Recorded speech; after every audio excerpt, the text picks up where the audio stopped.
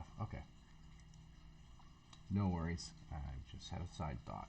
But we will jump in here. So in Ruth, you have some play on words in Hebrew, and they don't connect in English very well at all.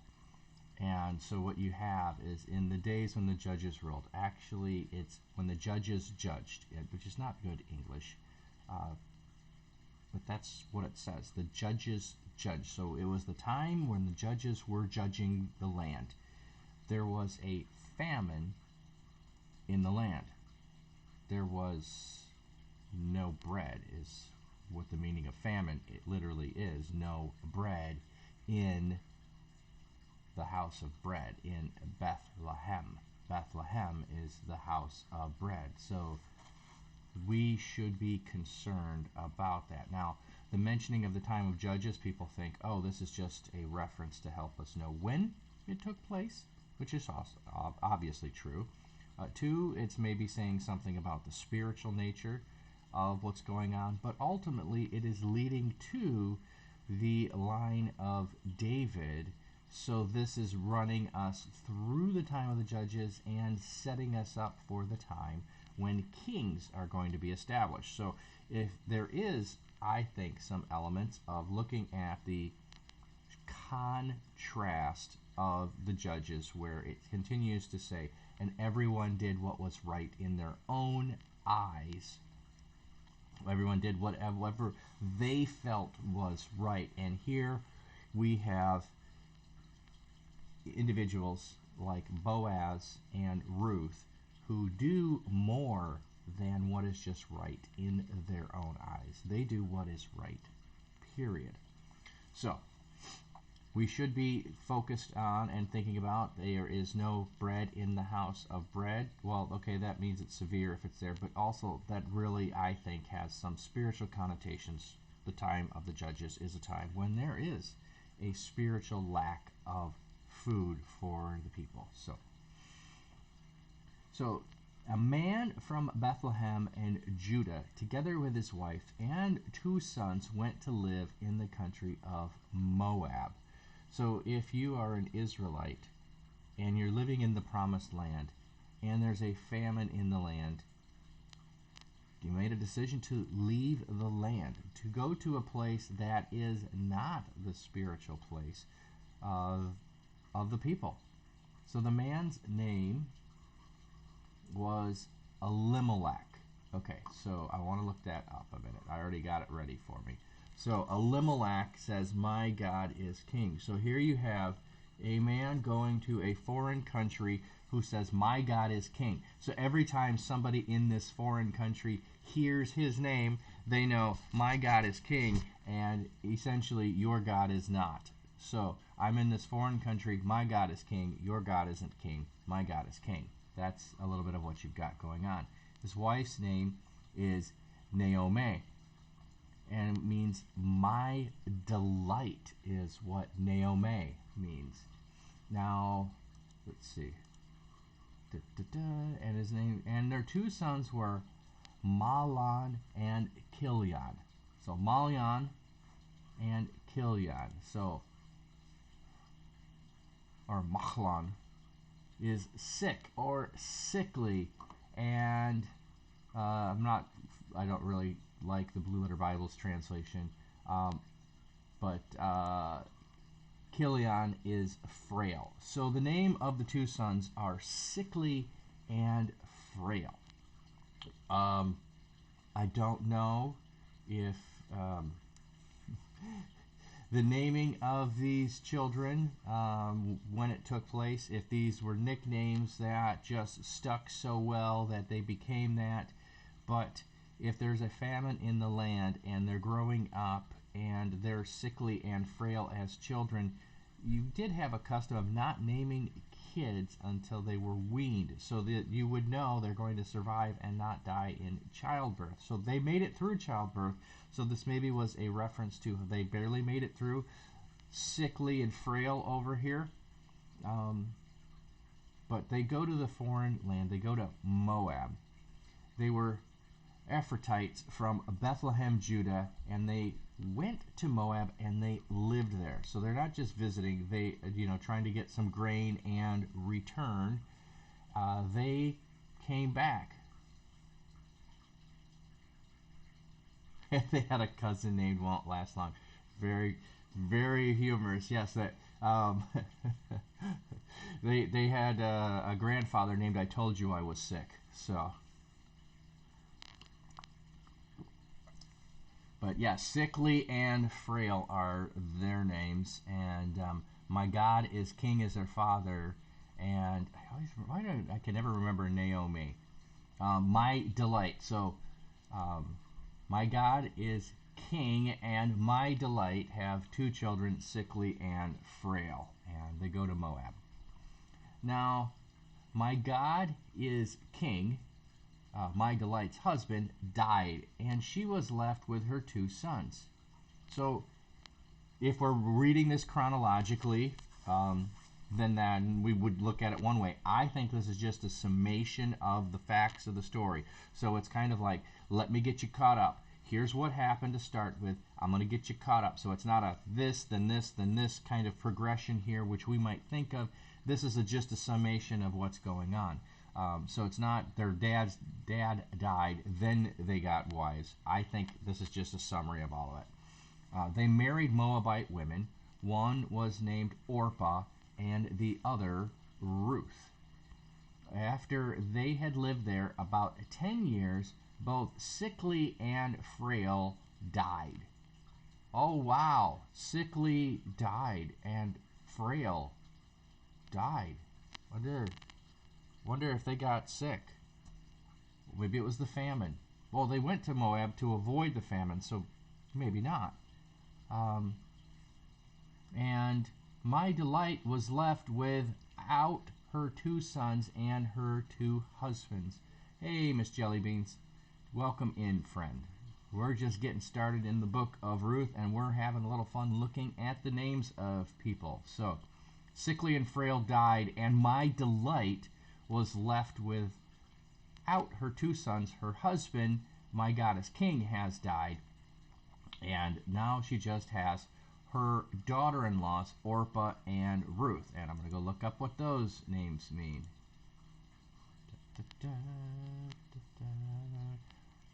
Orpah. Bum, bum, bum.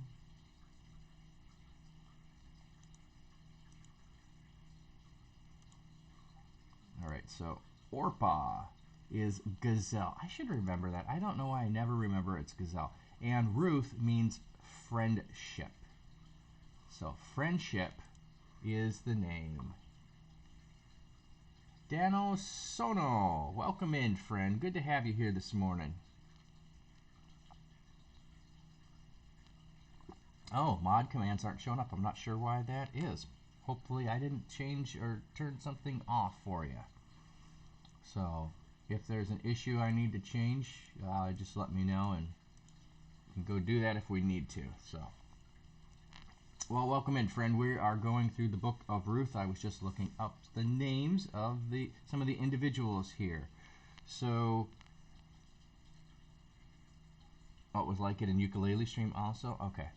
So, well, if it is me, either way, let me know. So we have sickly and frail, the two men who die. Their father, my goddess king, has died. My delight is left with friendship and gazelle, her two daughter-in-laws. That's where we're at in the story. And yes, I'm intentionally reading through and saying the meaning of their names because they mean something and they have impact in the story. As we can already see, sickly and frail died. When Naomi heard in Moab that the Lord had come to the aid of his people by providing food for them, she and her daughter-in-laws prepared to return home from there. With her two daughter-in-laws, she left the place where she had been living and set out on the road that would take them back to the land of Judah. So she hears news that, hey, the famine is over, and she's like, I'm just living here in a foreign land. I'm going to return home. So notice it's the preparing, all of them. She prepares, her daughter-in-laws prepare. Then Naomi said to her two daughter-in-laws, "Go back, each of you, to your mother's house. May the Lord show you kindness as you have shown kindness to your dead husbands and to me.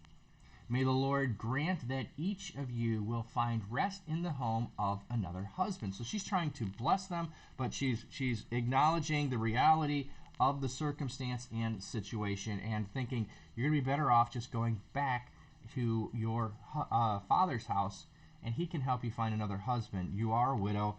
I can't do much for you. Then she kissed them goodbye, and they wept aloud, and she said to her, "We will go back with you to your people." So they are saying, "No, we want to go with you. We don't need to go back. We'll stay with you." But Naomi said, "Return home, my daughters. Why would you come with me? Am I going to have more sons who could become your husbands? Return home, my daughters. I am too old to have another husband. Even if I thought there was still hope for me, even if I had a husband tonight and then gave birth to sons, would you wait until they grow up? Would you remain unmarried for them? No, my daughters, it is better for me bitter for me than for you, because the Lord's hand has turned against me." Thanks for the follow, Rob G. Cooper. Thanks for being in here, friend. Thanks for joining us. How'd you hear about us? We're going through the Bible in a year, and right now we're in the middle of Ruth, and Naomi is convincing or trying to persuade her daughter-in-laws by saying, "Look, if you're waiting for me to have more sons, I don't have any. I don't have a husband. So in order to get a husband, even if that happened tonight, you're going to be waiting a while for me to have sons, for you to marry another one of my sons who would be the Kinsmen Redeemer, the one who would redeem your marriage and your children and the name of your first husband. It would be better off to just return to your father's household and wait a few years, and hopefully your father can help you out with another husband, because it's going to be a long time before I can do anything. I just don't see a future coming and following me. I appreciate it. I love you. You know, this is hard, but this is for the best."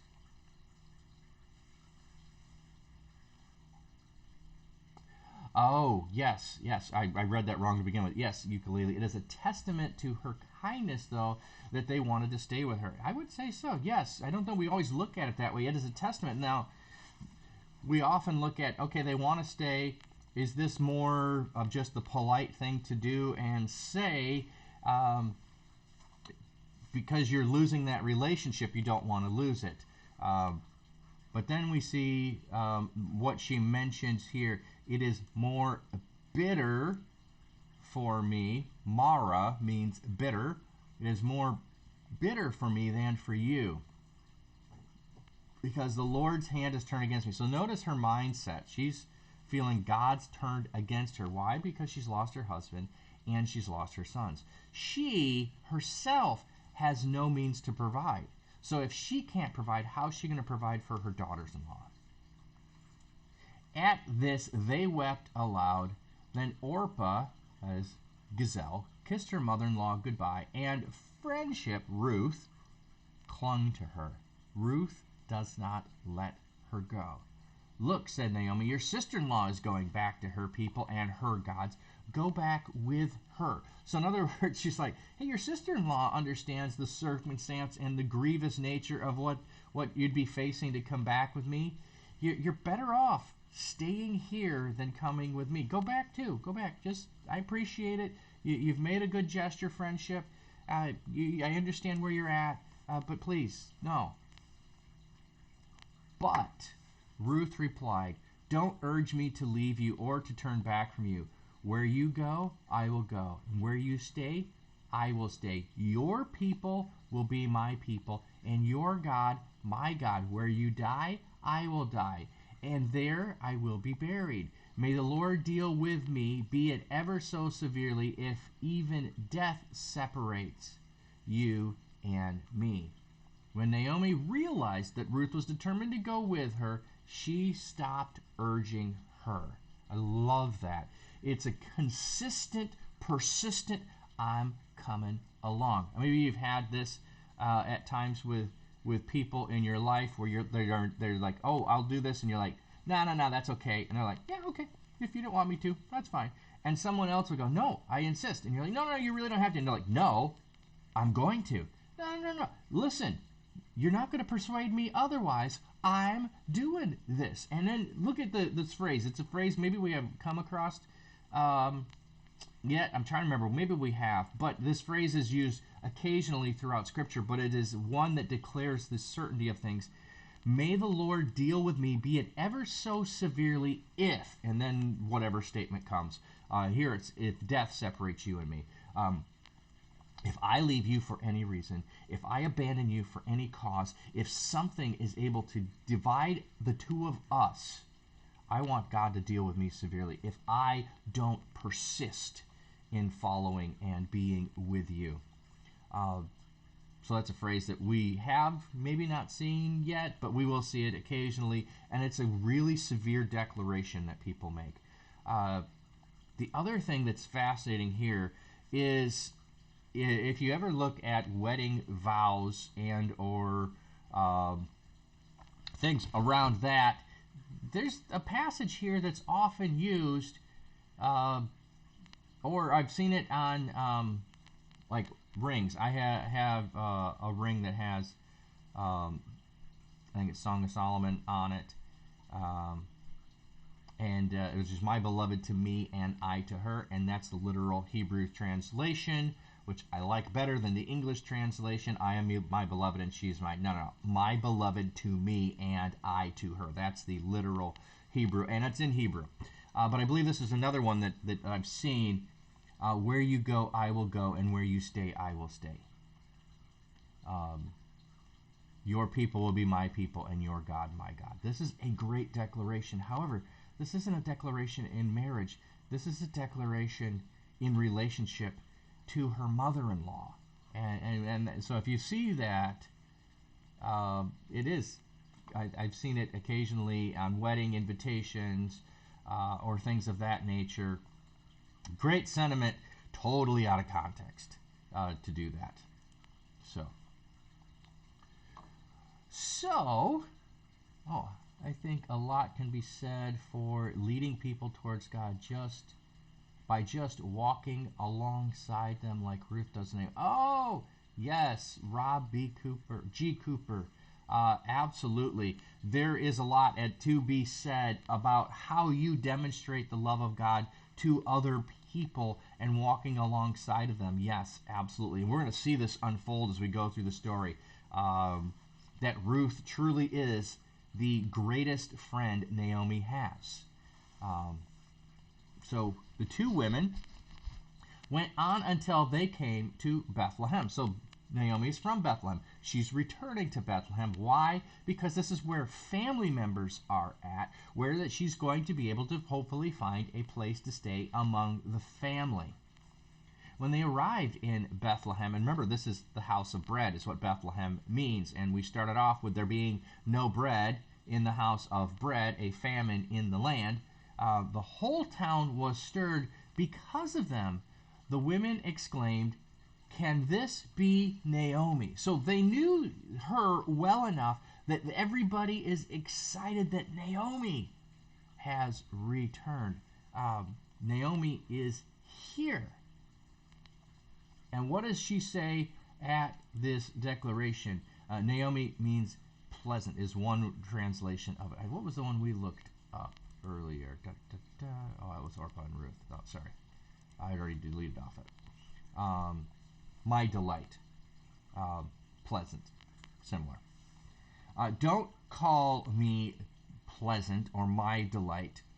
She told them, call me Mara, which means bitter, because the Almighty has made my life very bitter. I went out full. Why did she say full? She had a husband and 2 sons, but the Lord has brought me back empty. What does she return with? Moabite daughter-in-law. Why call me Naomi? The Lord has afflicted me. The Almighty has brought misfortune on me. or has testified against me. That should give us this image of what Job has been talking about and looking at, that God has turned against it. All of the troubles and trials of life have come about, and I was undeserving of any of them. This same kind of thing and thinking is here in Naomi's mind, that all of these things that have happened, these bad things, were undeserved. They've come upon me. They're from God, and I am just been abandoned by God. However, this isn't a full on thing, because remember, she noticed that God had returned to her people, so she returns there because God is there. So there's this possible hope, but she's not letting she's not letting herself hope it. She's exhibiting a demonstration towards the hope, but she's not letting herself actually express it. She doesn't want to be disappointed. The Almighty has brought misfortune upon me. See, there's again this whole thought process, very similar to Job, as we've been reading through there, that this is going to be a parallel in Naomi's mind to the thinking that Job has. So Naomi returned from Moab, accompanied by Ruth the Moabite, her daughter-in-law, arriving in Bethlehem as the barley harvest was beginning. Oh, so we have a famine in the land when she leaves, however, a barley harvest when she returns. So she's saying she went out full and she returned empty. However, the reality is that the land was empty when she left, and when she's returning, the land is full. Sharp contrast to what her declaration is of her personal status. The land and the people's status is very different. Now, Naomi had a relative on her husband's side, a man of standing from the clan of Elimelech, my goddess king, whose name was Boaz. So her husband has a relative in his clan named Boaz, a man of standing. So we're getting a, hey, heads up, something's good's going to happen. And Ruth, the Moabite, said to Naomi, "Let me go to the fields and pick up the leftover grain behind anyone in whose eyes I find favor." Naomi said to her, "Go ahead, my daughter." In other words, yeah, do what you want. So she went out, entered a field, and began to glean behind the harvesters. As it turned out, she was working in the field belonging to Boaz, who was from the clan of Elimelech. So we get an introduction. Hey, there's a relative named Boaz, and Ruth says to Naomi, "Hey, let me just go gather some. The harvest is happening. Let me go get some grain." And she's like, "Yeah, do whatever you want." And she's like, "Oh, I love this. Just so happened to go to the field belonging to Boaz." Yes, just so happened. A little bit of divine appointment going on here. We're supposed to know that that's the opposite of what it was. It was not a happenstance, a chance. It was divine that she ended up there. Now, if you're not familiar with this going behind the harvesters, I'm not sure where it's at. I'm going to guess it's in Leviticus. Maybe it's in Deuteronomy. It could even be Numbers. I don't remember off the top of my head where it is.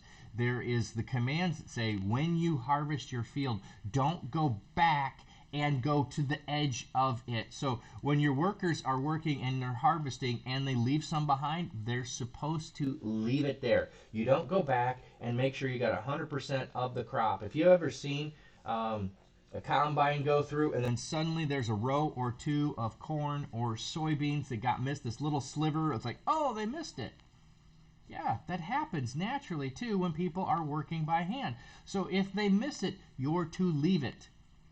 Why? Before the poor and the needy and the widow and the orphan. They are to leave it in the field so that those who are hungry and who are in need of food can come along behind and help themselves to the blessing of coming into your field and taking it. So she comes into the field and she's working with that group that go behind the gleaners. When the gleaners are done, you're not interrupting, you're not right there on their heels. They've finished the field, they're moved on, they're in the next section, and you come in and you start harvesting where they didn't get everything. Or maybe you're picking up off the ground the stuff that fell down. You know, if you're getting a big bundle and you're carrying stuff and you drop some along the way, it's sometimes more work to go back and pick up that little bit you dropped than to keep harvesting more. And so that's what's happening here. And so she's just taking advantage of this situation, the circumstance that is provided for in the culture and in Scripture. And as she's doing this, let's keep reading. Just then, I love how this happens in this story. Just then, Boaz arrived from Bethlehem and greeted his harvesters.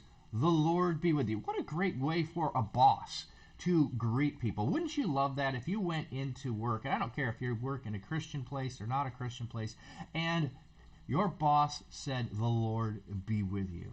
The Lord bless you, they answered. So this has got to be a common practice that Boaz has, because they have a common, here's the greeting, here's the response. Boaz asked the overseers of the harvest, who does that young woman belong to? So Boaz is out here as the foreman of his field. He's there often enough. He knows everybody who's out there, the extra people who are getting the stuff behind his workers. Who she belong to? The overseer said, she is the Moabite who came back from Moab with Naomi. She said, please let me glean and gather among the sheaves behind the harvester. She came into the field and has remained here from morning till now, except for a short rest in the shelter. So in other words, they're telling him what a hard worker she is. They're telling him the circumstances, and no doubt the word is spread around town. Naomi's come back, and she's brought her daughter-in-law, a Moabite, with her. And so he's getting the scoop. And he's getting her character, which is to work hard for her mother-in-law. And she came and she asked permission. She didn't just do this on her own free volition. Being a foreigner, she took and did a courteous thing, and she did that. And she's a vigorous, hard worker. She's worked all morning till now. Well, she did take one break. She took a short break under the shelter. So Boaz said to Ruth, my daughter, listen to me. Don't go and glean in another field, and don't go away from here. Stay here with the women who work for me. Watch the fields where the men are harvesting, and follow along after the women. I have told the men not to lay a hand on you, and whenever you are thirsty, go and get a drink from the water jars the men have filled. So now he's seen her, and he's just returning what he sees as her blessing Naomi by him blessing her further. Don't just do the scraps. Work up closer with those who are picking up. Just go ahead and get what you need. Get all that you need. Don't work on the little margins. Just fully do the harvest. And when you're thirsty, go get thirsty. And I've told the men to leave you alone. I've given my blessing of protection on you. You're going to be safe. Don't have any frets or worries while you're here. At this, she bowed down with her face to the ground. She asked him, why have I found such favor in your eyes that you notice me a foreigner? And that is a fantastic question. This may be what Boaz should be doing for someone who was his kin. This is not really his kin. Yes, there is a kin relationship here, but it's with a foreign woman. And so this is not one that would need to be extended, nor would be expected to be extended, nor would he receive any kind of shame from not doing it. Yes, there is the spirit of hospitality that you show to strangers. This is not the spirit of hospitality. This, well, to take and look at Ruth's name, this is a spirit of friendship. Oh, and by the way, I haven't looked up the name Boaz, so let's go do that a minute. So we're Ruth 2. This is one of those times where I am all over looking up name meanings. They have lots to tell us in this story. Elimelech, my God, is king. And, okay, here's Boaz. Fleetness. So, he's fleet-footed. He's swift. He's all of that. So, this is sharp contrast. Now, we don't know which one was her husband, if her husband was sickly or if her husband was frail. But fleetness, You've got to be pretty healthy to be fleet of foot. So sharp contrast to her husband, which was either sickly or frail, Mahlon or Chilion. I don't remember which was. Well, it didn't really tell us which. It said, here's the two sons, here's the two daughter-in-laws. It didn't matter. They didn't stick around, and there were no kids. So we might infer that since Orpah is named first, she would have married the older of the two sons or brothers, but no certainty there, I don't think. So, all right, so she's asked, why have you noticed me, a foreigner? All right, Miss Jellybeans, welcome back. We're just getting into Boaz and Ruth having their first conversations. Why have I found such favor in your eyes? Why have you noticed me?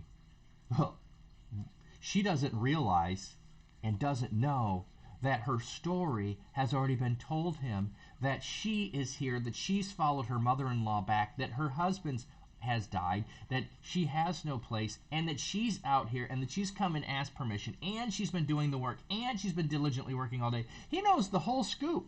She doesn't know that, so she's like, why have I found favor? So here's her reply. I've been told all about you, what you've done for your mother-in-law since the death of your husband. So not only just following back, since the death of your husband, how you left your father and your mother and your homeland and have come to live with a people you did not know before. May the Lord repay you for what you have done. May you be richly rewarded by the Lord, the God of Israel, under whose wings you have come to take refuge. So, yeah, he lays it out. He says, I know it all. I know who you are. I know your character. I know your actions. I've been filled out on the story and all that you did this morning. May I continue to find favor in your eyes, my Lord, she said. You have put me at ease by speaking kindly to your servants, though I do not have the standing of one of your servants. So you have treated me as well as your servants, even though I don't have the standing to be with them. I'm a foreigner still, remember. At mealtime, Boaz said to her, come over here, have some bread, and dip it in the wine vinegar. So he invites her at mealtime to eat with him. Now, this should be no surprise. We've got a little preview of his character when he greeted. And we also had he was a man of upstanding. So he is introduced a man who was renowned, and now we have him demonstrating that. So we not only have the title and recognition, we're now seeing his actions. When she sat down with the harvesters, he offered her some roasted grain. Now, this would have been a common thing. As you're harvesting, you're going to roast it fresh. It's going to be the freshest you ever have. So you're not just grinding it into flour, making bread. You're going to roast that grain. So maybe you've never had that, but think about if you've ever had roasted nuts. Just how wonderful roasted nuts are. They're fresh, they're hot. That kind of same thing is what roasted grain is going to do for you. He offered her some roasted grain. She ate all she wanted and had some left over. Now, this is maybe an odd thing to point out. She had leftovers, and before there was a famine, now there's enough to have leftovers of what? Bread.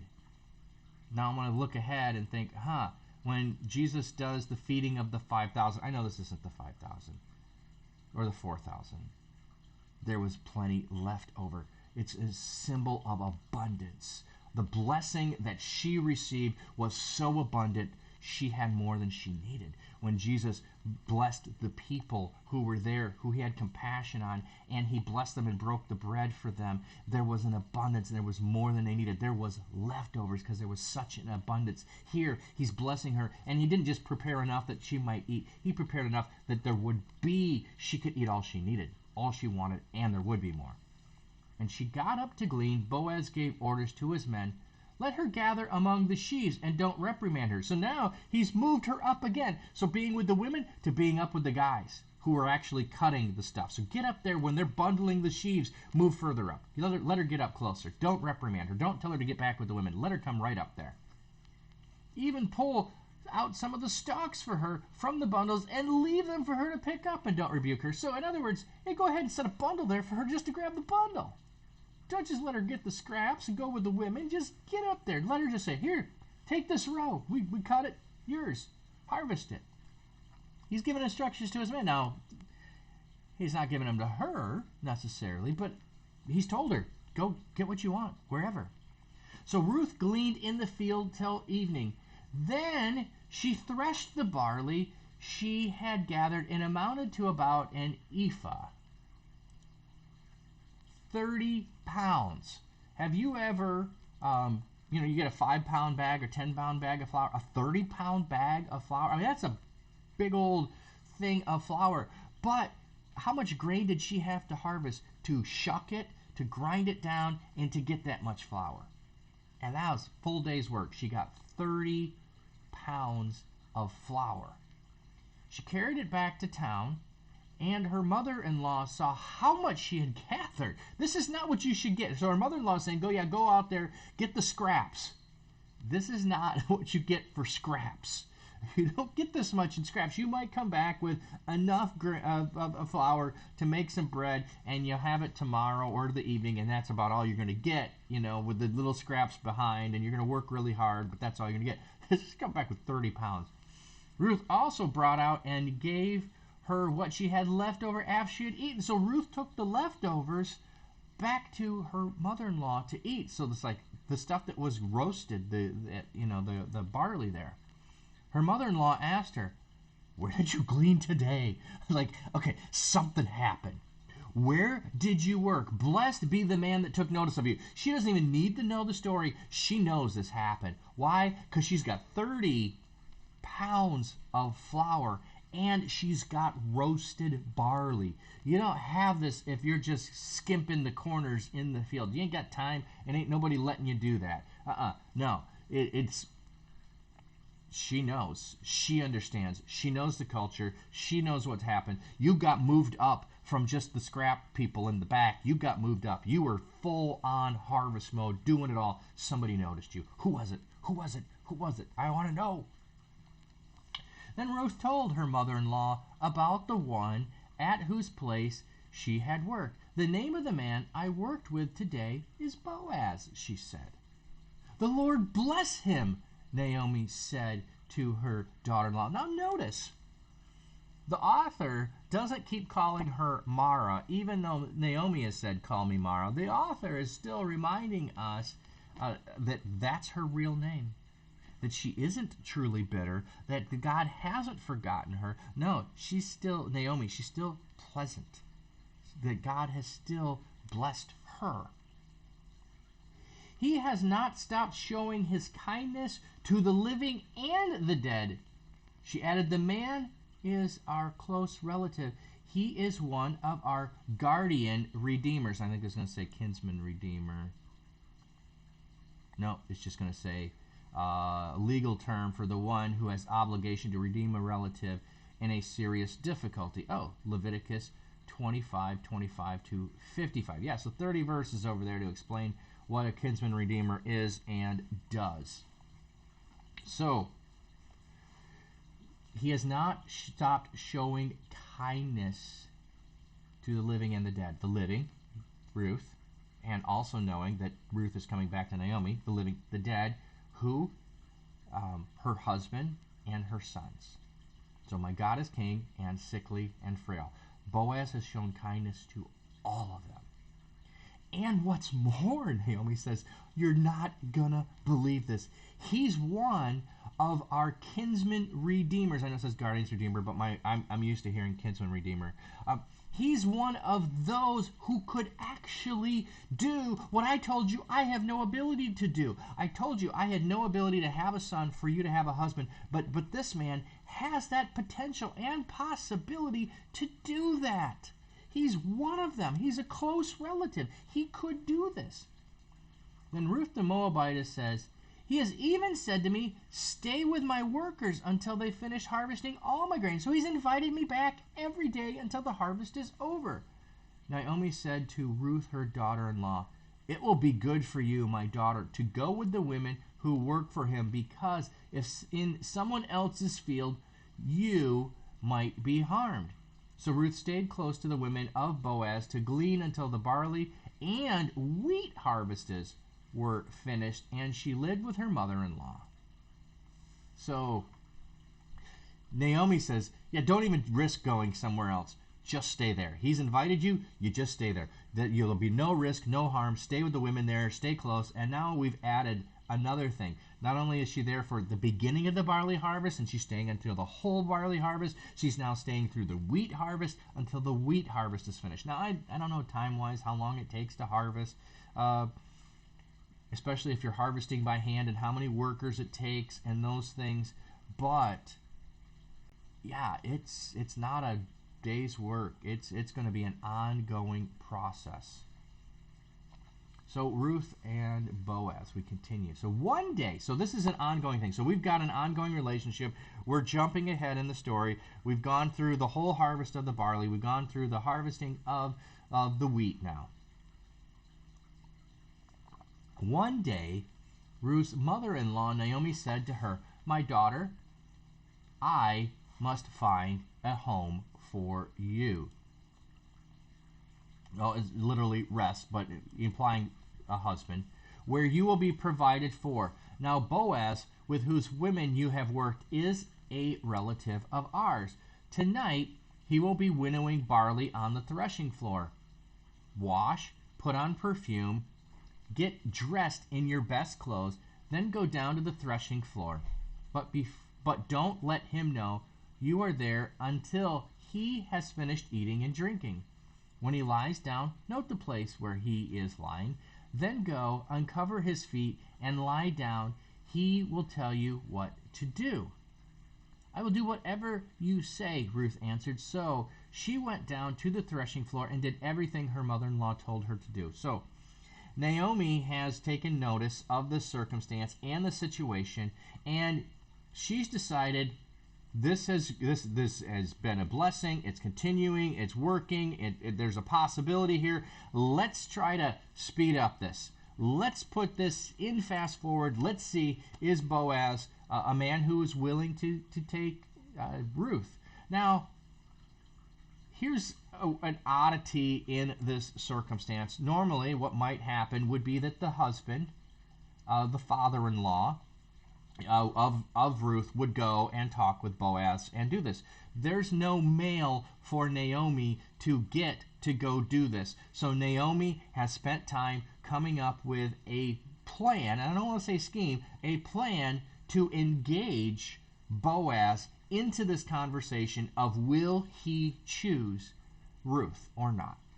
So Ruth is told the plan, and she just trusts her mother-in-law. She says, "You know the customs. You've been good to me. You've taken care of me." This is, again, what was mentioned earlier. What does this say about Naomi if Ruth was willing to come? Her trust and relationship, it's total. She trusts Naomi completely. So Ruth does exactly what Naomi tells her to do. So when Boaz had finished eating and drinking and was in good spirits, he went over to lie down at the far end of the grain pile. Ruth approached quietly, uncovered his feet, and lay down. In the middle of the night, something startled him. He turned, and there was the woman lying at his feet. "Who are you?" he asked. "It's dark, no night light to turn on." "I am your servant Ruth," he said. She said, "Spread the corner of your garment over me, since you are a guardian redeemer of our family."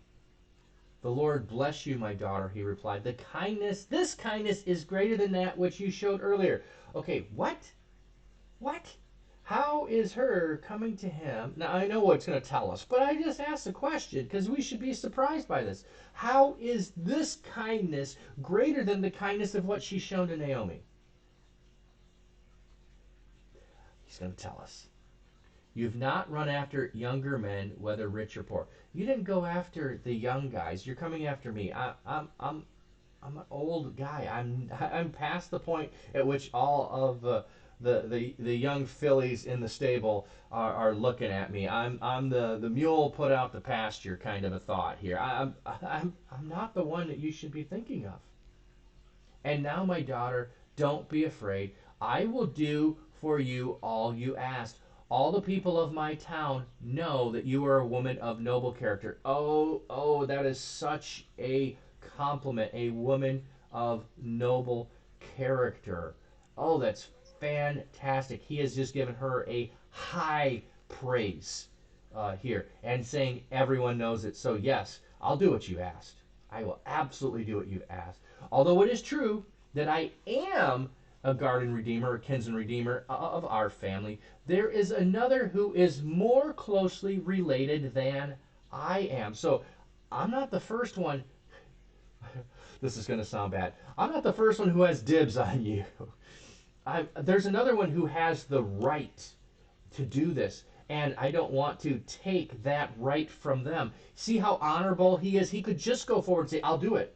He's like, no, I fully know our traditions, our customs, and I know there's someone else who has the right and the duty, and I don't want to rob them of that right and duty.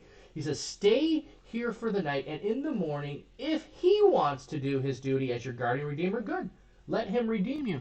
But if he is not willing, as surely as the Lord lives, I will do it. Lie here until morning. So he said, you've come to me, you've made your wishes known to have a kinsman redeemer. You have gone past the time of mourning. You have gone past the time of mourning for Naomi as well. You've shown yourself to be of noble character. You have now made the inquiry of me to be your kinsman redeemer. There's someone else who is closer in line, first in line, to be able to do that. And so I'm going to make sure this deed is taken care of. I'm going to go to him. I'm going to give him the right to do it, because maybe he's not aware he has the right to do it, and I'm going to ask him. And if he says good, then you're taken care of, and you're blessed, and I'm still happy about it. And if not, I'll gladly do it. So he's going to do all of that, and he says, you stay here, I'll take care of it. So she lay at his feet until morning, but got up before anyone could be recognized, and he said, no one must know that a woman came to the threshing floor. So he's still going to protect her integrity. Saying nothing happened, lay at his feet. There's some metaphors there and possible things. I don't want to get sidetracked in that. But he says, leave before, so that there's no accusations of any shenanigans happening before I actually do and serve as the role of kinsman redeemer. He also said, bring me the shawl you are wearing and hold it out. When she did so, he poured into it 6 measures of barley and placed the bundle on her. Then he went back to town. Oh, some manuscripts say she. So here is a discrepancy of whether Boaz is going to town to go take care of it, or she's going back to town to Naomi. They both do, essentially. So he takes her shawl, fills it up. Why? Here's a demonstration of what? The bride price.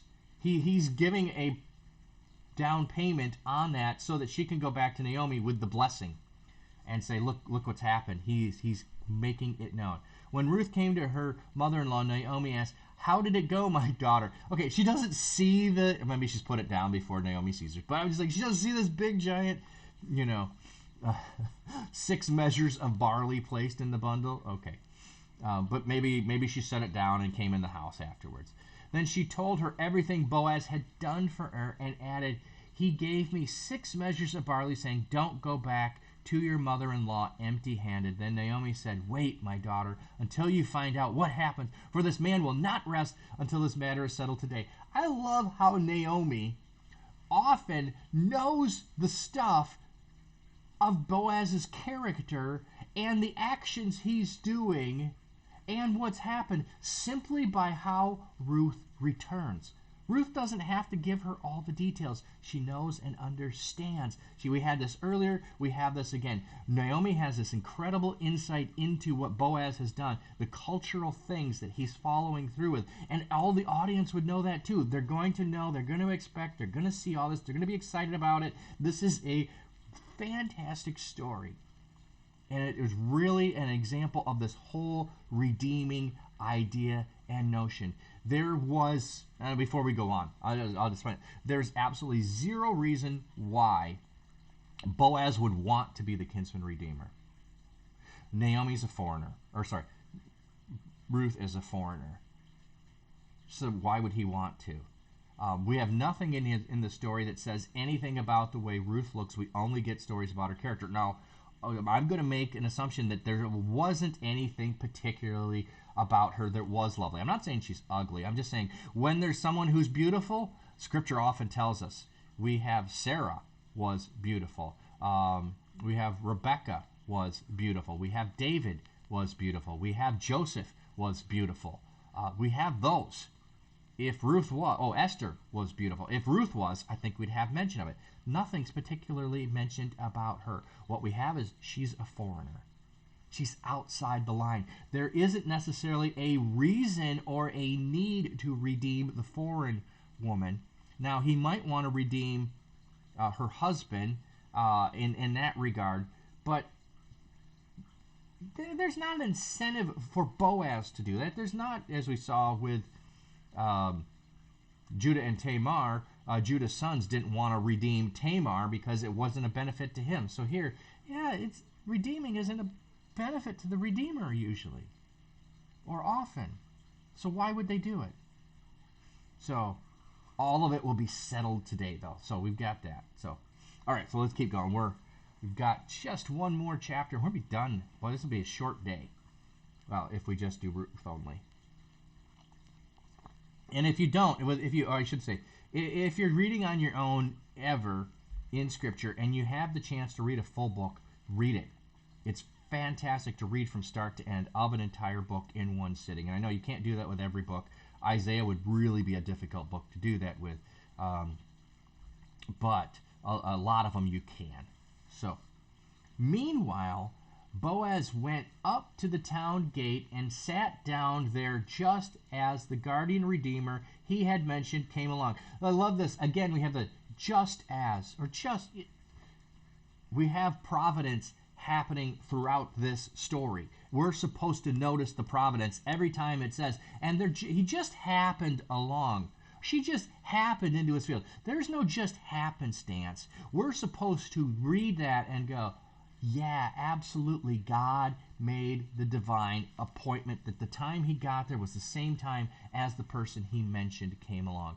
And why are they at the town gate? Because this was where the business happened in the town. This is where the elders of the town would sit. This is where people would come to have their problems solved, to settle legal matters. So it sounds odd to us, but it's the place of the legal transactions happening in town are at the gate. So he goes to the town gate so that he can conduct legal transactions. As he gets there, the one in whom he needs to engage in happens to show up. Oh my! Oh wait, no. God appointed. So Boaz says, "Come over here, my friend, and sit down." So he went over and sat down. Boaz took 10 of the elders of the town and said, "Sit here." So he's gathering together. He's setting his court up. They're milling around. They're doing stuff. So he's setting up. We're gonna have a get together. We're gonna settle some matters. Sit here, and they did so. Then he said to the guardian redeemer, "Naomi, who has come back from Moab, is selling the piece of land that belongs to our relative Elimelech." My God is king. Remember, that's his name. Now, I don't remember Naomi mentioning anything. I don't remember Ruth mentioning anything. Is this Boaz's own idea? Did he engage Ruth in this idea so that she could tell Naomi? Or is this just part of what naturally has to happen? And I think it's just part of what naturally happens. The land has to stay in the family, and since there are no male heirs at this point, the land has to be sold to remain in the family. So he's going through that transaction. Now there's a catch here, and Boaz knows it, and he's setting up. Now, not in a deceptive way, but in a leading way, in a way to judge the character of the Kinsman Redeemer for the purposes of making sure Ruth is taken care of. So he's not doing this for his own benefit and purposes. He is doing it for Ruth's benefit. Now, I'm telling you this before we read it and get to it, but that's all what's happening here. So Naomi has come back from Moab, is selling the piece of land that belongs to our relative Elimelech. Okay, so here's the connection. We're both related to Elimelech. I thought I should bring the matter to your attention and suggest that you buy it in the presence of these seated here and in the presence of the elders of my people. If you will redeem it, do so. But if you will not tell me, so I will know, for no one has the right to do it except you, and I am next in line. Okay. So some say he, referring to the elders, telling them. Here it's in English, it's you, to be clear. He's talking to who he's still talking to. Another one. Now notice, his name's not mentioned. I just want to point that out before we find out. His name's not mentioned. We don't know who it is. You're closer in line. You're the one who's closer. There's one who's closer. There's one who's closer. He's the one who's closer. No name. I'm foreshadowing. But hey, no name mentioned. So he sets him up with this, and he says, hey, this is what the reality is. Hey, you've got the first rights to be able to purchase this land. I want to give you that, and I want you to know I'm willing to do it. I'm next in line. So if you say no, I'm saying yes. Everyone here, we're going to conduct this transaction. So he lets him make a decision. He says, I will redeem it. Then Boaz said, on the day, so now here's the caveat. On the day that you buy the land from Naomi, you also acquire Ruth the Moabite, the dead man's widow, in order to maintain the name of the dead with his property. So, in other words, the land is with Ruth. Do you want them both? It's a package deal. Because Ruth is the dead man, okay? So Elimelech, our relative, is dead. It would pass to his sons. We know that. So then it would pass to the widow of his son to come with the land, so that the name is retained with the land. So that's part of it. So he's laying it out. And I don't want to say it's underhanded. It's leading. It's trying to understand the character of this other person who we still don't know his name. At this, the guardian redeemer said, then I cannot redeem it because I might endanger my own estate. You redeem it yourself. I cannot do it. So why does he say no? Because it might endanger my own estate. In essence, what he's saying is, I won't redeem because it will be the name of the one I redeem it for that's maintained and retained, not my name. And do we know his name? No. Is his name maintained? No. Is Elimelech maintained? Yes. Is Mahlon and Chilion? Well, a lesser degree. Is Ruth? Absolutely. Is Boaz? Oh, yeah. Is the Kinsmen Redeemer? Nope. Nope. So he says, I won't. I would love to, but that's not for me. I've got other dangers that would put me at risk of my estate. I'm the one to inherit an estate over here, and I don't want to put my estate at risk. Now, in early times in Israel, for the redemption and transfer of property to become final, one party took off his sandal and gave it to the other. This was the method of legalizing transactions in Israel. Okay, so we just get this footnote in here to tell us that that's what happens. I don't want to read into that or try to understand it. I'll just say, okay, fine. So the guardian redeemer said to Boaz, you buy it yourself. And he removed his sandals. So he's saying, I'm giving up my right. I'm taking my shoe off. I no longer have the right to it. Then Boaz announced to the elders and all the people, today you are witnesses that I have bought from Naomi all the property of Elimelech, Chilion, and Mahlon. I have bought all the property of my God is king, sickly and frail.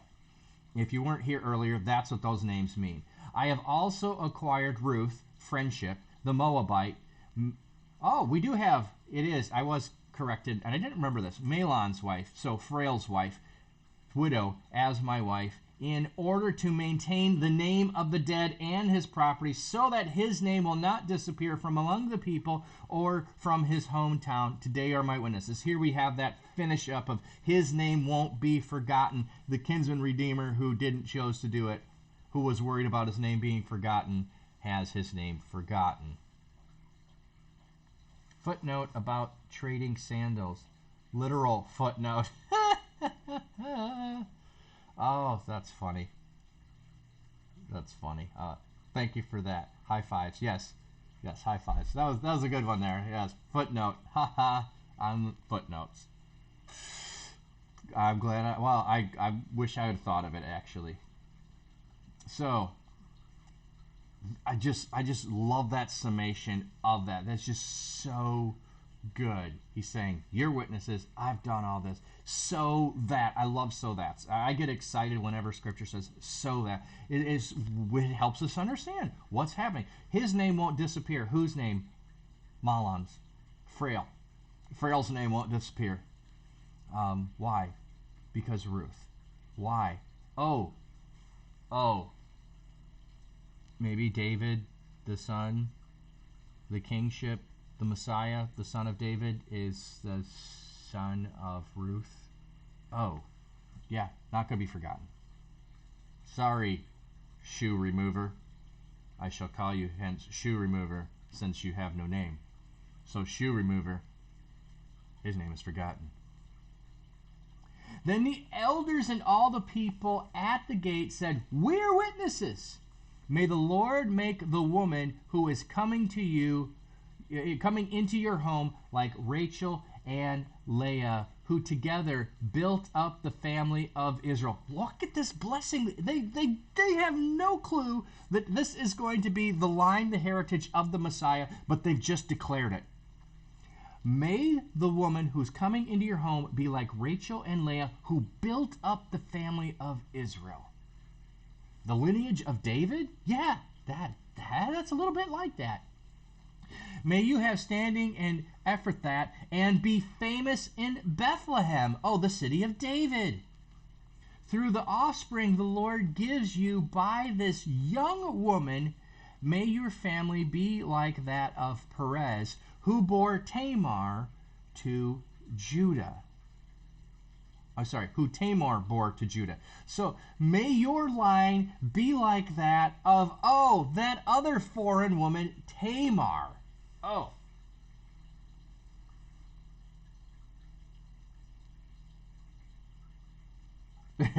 I'm gonna make the assumption that that it's the shoes given back. It's not a keep thing, but maybe I'm wrong. I don't know the details of that. Oh, maybe it's like the shake off your dust kind of thing. That would make sure that you don't keep any of the land. Oh, ukulele. That's a good possible connection there. Yeah, so it's taking off the shoes to the right to the land and shaking off. Yeah, that could be a connection there. Yeah, there's some cultural stuff with that even in the Middle East today, showing the bottom of your shoe is in some places perhaps equivalent to giving the middle finger to someone. And if you remember, when George W. Bush was somewhere in the Middle East, someone took his shoe off and threw it at him. A huge declaration of insult to do that. Or when Saddam Hussein fell, they attacked his statues with the sole of their shoe to show. So there's some cultural stuff there that doesn't fully translate. Even if we understand it, there's nuance that only when you live in the culture do you fully grasp and understand. We could study it and learn more, but I don't know that it'll still fully impact me the way it would impact anybody from that culture. So, but good insight, like that. Good input there. All right, so Boaz took Ruth, and she became his wife. When he made love to her, the Lord enabled her to conceive, and she gave birth to a son. Now, it's interesting that neither one of Ruth's daughter-in-laws had children, but if their husbands were sickly and frail, maybe that says something about it too. We don't know how long they were actually married, so it could have been a very short time. But long enough that there was a relationship with Naomi that was strong. So the woman said to Naomi, "Praise be the God who this day has not left you without a guardian redeemer. May he become famous throughout Israel. He will renew your life and sustain you in your old age. For your daughter-in-law, who loves you and who is better to you than 7 sons, has given birth. I love this expression. Why 7? A full stable of sons, a complete household filled with sons. 7 is the number of perfection, completeness, so this is symbolic. If you had all the sons you could ever wish for, Ruth's better. Ruth is better. Then Naomi took the child in her arms and cared for him. The women living there said, Naomi has a son, and they named him Obed. He was the father of Jesse, the father of David. Okay, I'm going to have to look up Obed because we've been looking up other names. So I'll get to chat and then I'll go look that up. I remember hearing about how Disney employees are trained to point and wave because they have so many people from different cultures, like waving at someone with fingers spread is very insulting in parts of Africa. Oh, interesting. I know that some of that, but I didn't know that particular one. Interesting. Yes. Yeah, that would be a place where cultural relevance, you need to think about that. Okay, so we're down here. Obed.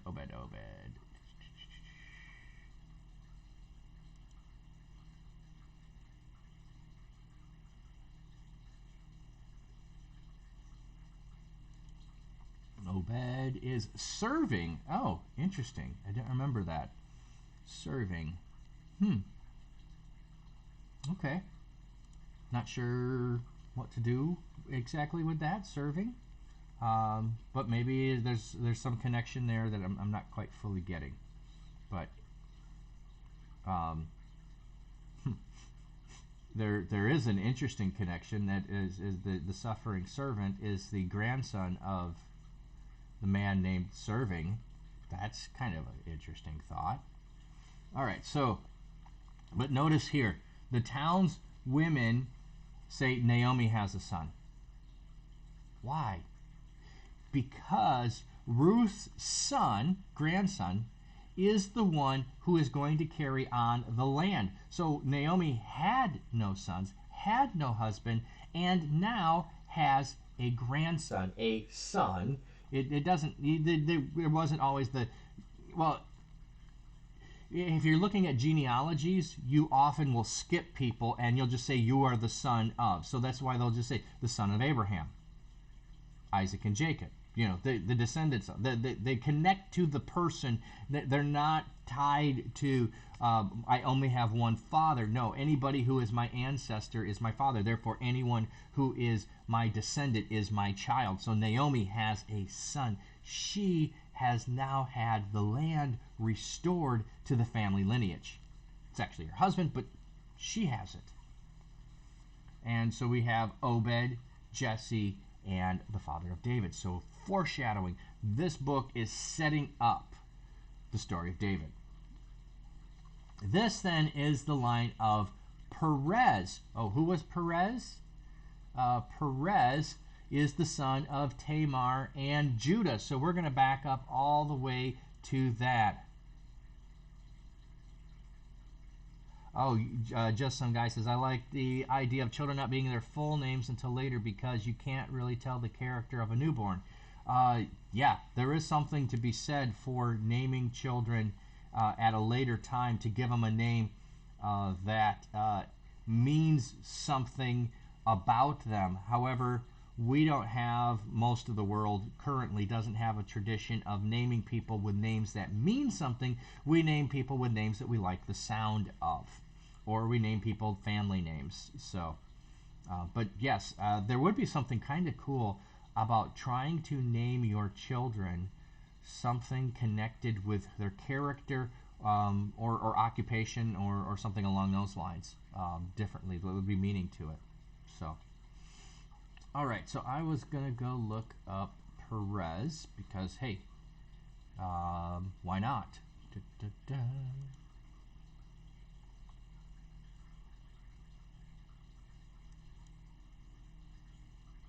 Breach. Oh, so this could be something about how he was born.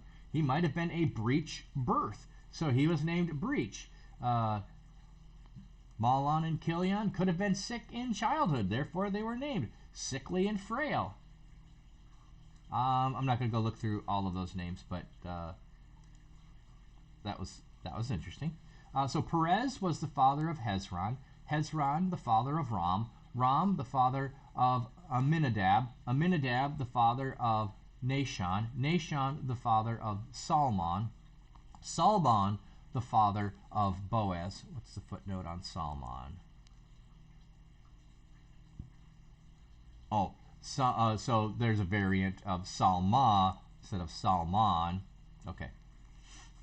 Boaz, the father of Obed, Obed, the father of Jesse, Jesse, the father of David. So now what we've got is we have Judah to David established to make sure that we know going out from this book that the kingly line has been established. The kingly line comes from Judah. We haven't got to the blessing of Jacob on Judah that establishes that yet. We got to get a little bit more of Joseph, and then we'll establish it. But we know that that's coming. So here we're leaning, and we just had the story of Judah and Tamar yesterday, and so here's the child Perez. We didn't have. I don't know if we remember we had the name there or not. Maybe we did, and I didn't remember it. But we have Perez all the way to Boaz, all the way to David. So Tamar, foreign woman here. We have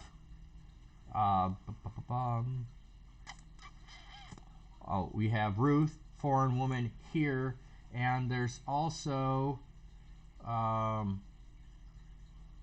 somewhere in here, isn't there? There is another foreign woman.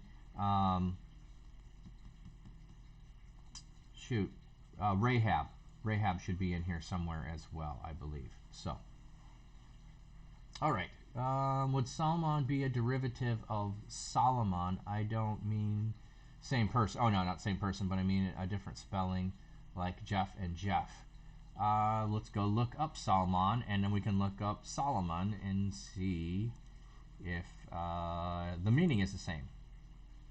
You might even have us here when we go to garment, also Salma with an H or okay.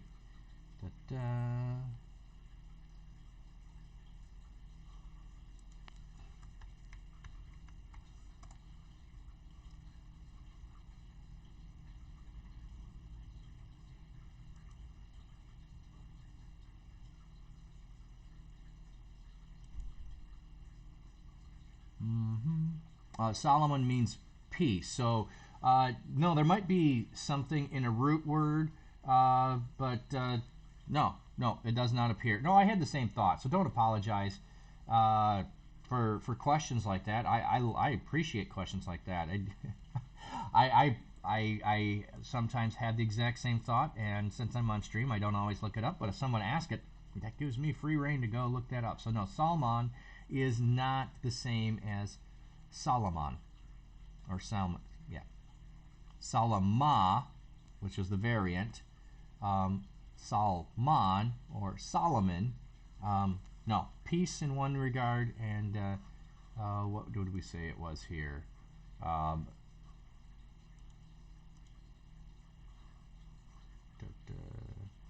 get it back up one more.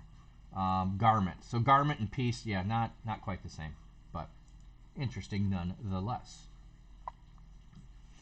All right, so that is our reading for today. We got through the whole book of Ruth. I love getting through a whole book at a time. That's fun. Now, if you'll notice, what comes next is Samuel, and we have 1 Samuel, but 2 Samuel is when David comes in. So we'll get there. First, we've got to have the life of Samuel, and then we get the life of David. So we got a little ways to get back in it, but it's a foreshadowing. It's a foreshadowing of what's going to happen. Corinthians tomorrow, Job after that.